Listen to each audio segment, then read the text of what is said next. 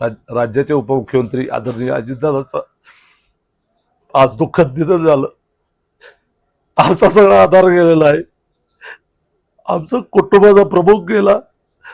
राष्ट्रवादी परिवाराचा प्रमुख गेला.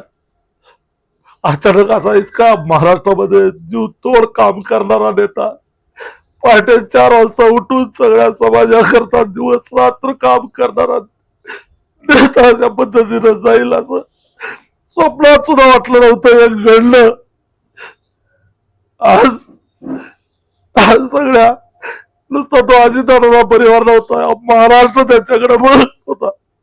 उद्या तो मुख्यमंत्री महाराष्ट्राचा म्हणून स्वप्न बघत होतो.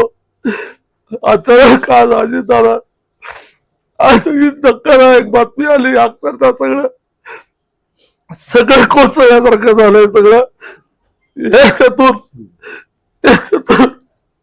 त्यांचा परिवार, राष्ट्रवादीचा उभ्या महाराष्ट्रातला परिवार,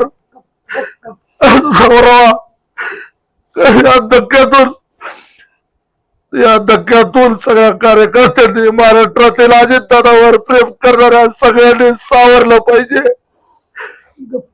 या माणसामुळे उद्या महाराष्ट्रातील विकासाचा गाडा थांबतो का काय?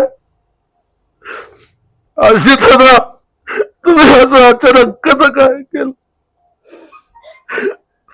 एवढं पाठे उठून तुम्ही सकाळी एवढं कशासाठी? याची एक्झिट होईल.